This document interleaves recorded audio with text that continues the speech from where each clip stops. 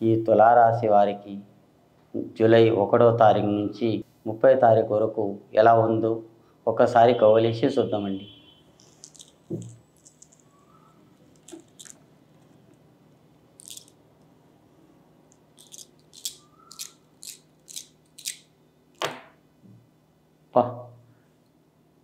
ఏం పడ్డాయండి? 12 రాశుల నుంచి ఈ రాశికి చూస్తున్నానండి. తులారాశి వారికి, తులారాశికి 5 పడ్డాయి. 5 పడ్డాయి కదా, 5 నెలల నుంచి మొత్తం బొల్తానే పడ్డారండి. మీరు ఇన్ని రోజులు బొల్తానే పడ్డారు. 1, 2, 3, 4, 5 ఈ 5 గవ్వలు కూడా మీకు 5 కూడా మీకు చిత్తానే పడ్డాయండి. కానీ మీ చేతిని ఒక పెళ్ళి చేసేది చేశారండి. మీరు పెళ్ళి చేశారు. పెళ్ళి చేసిన నుంచి 5 నెలలు అవుతుంది. ఇప్పుడు 5 నెలల నుంచి మీ ఇంట్లో అర్హత లేదు, బరకత లేదు, సంపాదనం లేదు. ఎక్కడ పోయినా కానీ మీకు హౌలా ఎక్కడ పోయినా కానీ మీకు ఉద్యోగంలో కానీ బేచన్ కారోబార్లో కానీ బేచన్ ఏదైనా చదువుకోవాలనుకున్నా కానీ బేచన్ కనపడుతుంది. మీ ఇంట్లో అర్హత బరకత ఏం కనిపించకుండా, కొంతమందికి డబ్బు చూస్తేనే మనసుకి నిద్ర పడుతుంది. కొంతమందికి డబ్బు లేకుంటే ఏమవుతుందంటే నిద్రనే రాదు. మనము పద్దువలు లేచి డబ్బులు ఎప్పుడు చూద్దాం, ఎప్పుడు లేదని కొంతమందికి ఆశ ఉంటుందండి. అట్లా ఉన్నదండి. ఈ తులారాశి చాలామంది కష్టపడి పైకి వస్తున్నారండి. ఈ తులారాశి వాళ్ళు చాలా బాధపడుతున్నారు. ఇప్పుడు కరెక్ట్ 5 నెలలు అవుతుందండి. 5 నెలల నుంచి చాలా బాధపడుకుంటూ వస్తున్నారు. ఇప్పుడు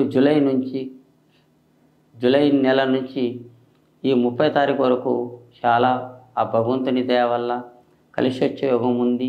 ఇప్పుడు మృగశీల కార్తీక కూడా వస్తుంది. మంచి గడియలు ఉన్నాయండి.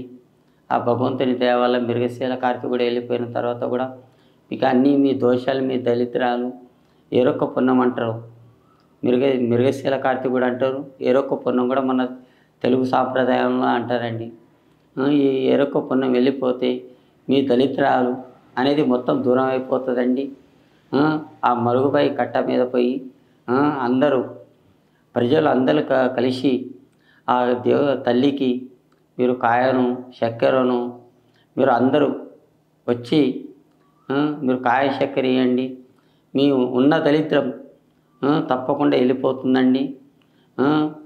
అక్కడ షాదుల సాహెబ్ దేవుడు కూడా ఉన్నాడు. ఆ దేవునికి వెళ్ళండి, కాయ చక్కెర వేయండి. అమ్మవారికి మరుగుపై కట్ట మీద పోయి అమ్మవారికి ఏదో కాయ చక్కెర వేయండి. నాగేళ్ళమ్మకి పోయి నాగేళ్ళమ్మకి కూడా కాయ చక్కెర వేయండి. ఆ తల్లి మీకు తప్పకుండా చూసుకుంటుందండి. ఆ తల్లి ఇప్పటి నుంచి మీకు మీ ఇల్లు ఎట్లా పాలు పొంగుతుంది మీరు చూడండి. ఈ జ్యోతిష్ మన చిలక జ్యోతిష్యం ఆయన గవ్వలేసి చూసిండు. ఎలా చెప్పిండు, బాగానే చెప్పిండని మీరు తప్పకుండా మీకు తప్పకుండా జరుగుతుందండి. ఇది వాస్తవంగా చెప్తున్నాను. ఎందు గురించి అంటే నేను అనుభవించానండి. ఈ తులారాశి వాళ్ళు చాలా బాధపడుకుంటూ వచ్చారు. ఇప్పుడు తప్పకుండా మీరు పైకి వస్తారని నా ఆశ. నాకు కూడా నాకు నమ్మకం ఉంది. ఈ తులారాశి వాళ్ళు 7 సంవత్సరాల నుంచి కష్టపడుకుంటూనే వస్తున్నారండి.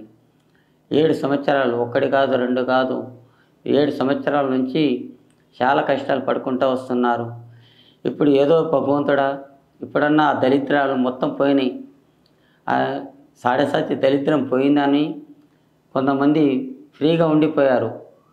ఇంకా అష్టమ దరిద్రం వచ్చి కూర్చుందండి. అష్టమ దరిద్రం అంటే ఏంది? నరకండి. లోకులు ఏడుపు. ఏమంటే వీడు బాగా సంపాదించుతుండు, వీడు బాగా చేస్తుండు, వీడు ఇంక ఎప్పుడు ముంచాలి అని కొంతమంది చూస్తున్నారు.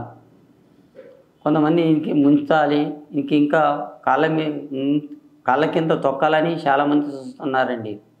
కొంతమంది మనసుల ఇంక ఎప్పుడో పైకి కొద్దిగా తేవాలని కొంతమంది చూస్తున్నారండి.